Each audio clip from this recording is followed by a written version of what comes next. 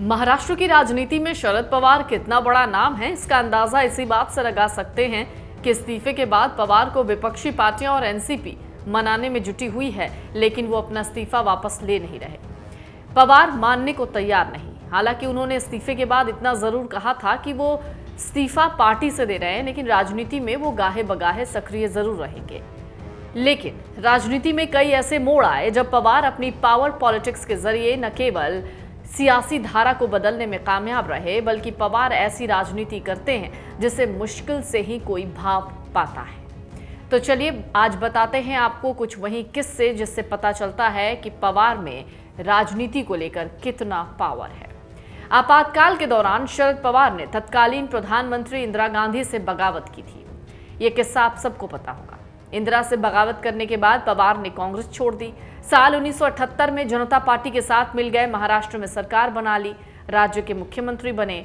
साल 1980 में इंदिरा सरकार की जब वापसी हुई तो उनकी सरकार बर्खास्त कर दी गई। तब 83 में शरद पवार ने कांग्रेस पार्टी सोशलिस्ट का गठन किया। उस साल हुए लोकसभा चुनाव में शरद पवार पहली बार बारामती से चुनाव जीते, लेकिन साल 1985 में हुए विधानसभा चुनाव में उनकी पार्टी को मिली 54 सीटों पर जीत ने उन्हें वापस प्रदेश की राजनीति में खींच लिया। शरद पवार ने लोकसभा से इस्तीफा देकर विधानसभा में विपक्ष का नेतृत्व किया। एक और किस्सा है राजीव गांधी सरकार से जुड़ा हुआ। राजीव गांधी की सरकार के दौरान 1987 में पवार फिर से कांग्रेस में वापस आए।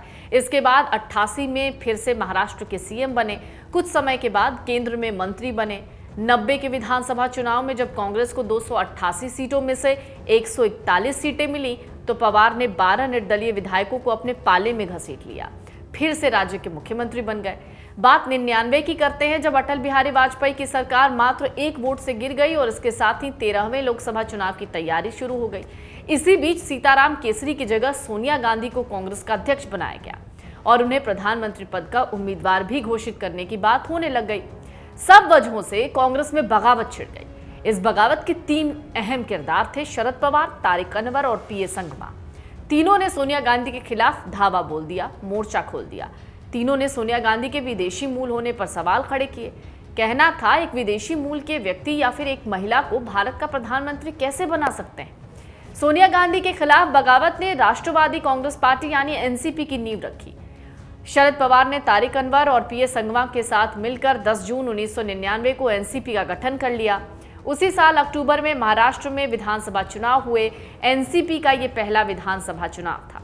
पार्टी ने राज्य की 288 सीटों में से 223 पर अपने उम्मीदवार खड़े कर दिए। कांग्रेस जहां 75 सीटें जीतने में कामयाब रही, एनसीपी के हिस्से में 58 सीटें आई। बाद में दोनों दलों ने मिलकर सरकार बना ली।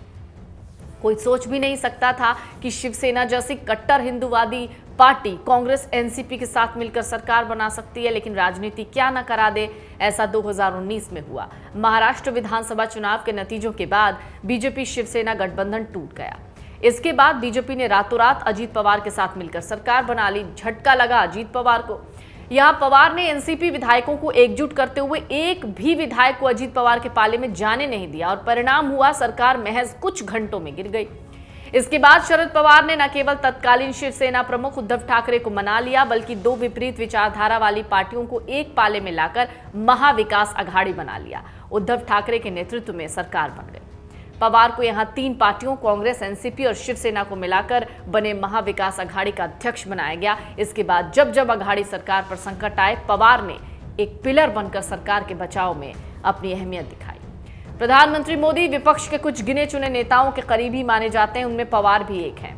जुलाई 2021 में जब पवार ने पीएम मोदी से मुलाकात की, राजनीतिक अटकलें तेज हो गईं। हालांकि इससे पहले 19 में भी पवार इसी तरह पीएम मोदी से मिले थे, तब भी कई तरीके की बातें होने लगी थी।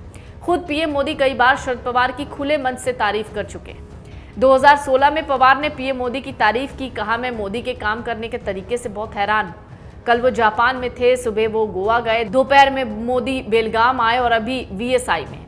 मुझे नहीं पता कि वो रात में कहां जा रहे हैं। देश के लिए उनकी कुल प्रतिबद्धता को दर्शाता है।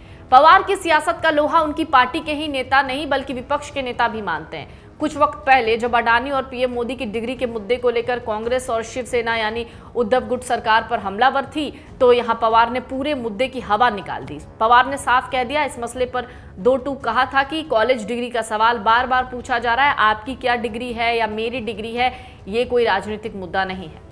ठीक इसी तरीके से अडानी वाले मसले पर जब हिंडनबर्ग की रिपोर्ट आई, उसके बाद से राहुल गांधी लगातार अडानी का मुद्दा उछाल रहे थे।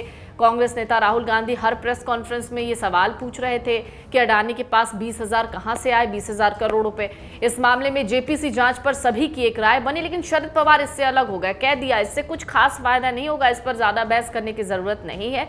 मेरी पार्टी ने अडानी मुद्दे पर जेपीसी का समर्थन किया, लेकिन मुझे लगता है कि सत्तासीन पार्टी का कब्जा रहेगा, इसलिए इससे सच्चाई तो सामने नहीं आएगी। इस तरह से उन्होंने यहां विपक्ष के अहम मुद्दे की हवा निकाल दी, जिससे बीजेपी को थोड़ी बहुत राहत मिली। तो यह समझना बहुत ज्यादा मुश्किल नहीं है कि पवार किस तरह की पॉलिटिक्स करते हैं और कैसे वो चीजें अचानक से बदल देते हैं, जो शायद ही कोई भाप पाता है। मन से उजाला कर चले, मन से उजाला कर चले, एक अमर उजाला कर चले, उजाला कर चले।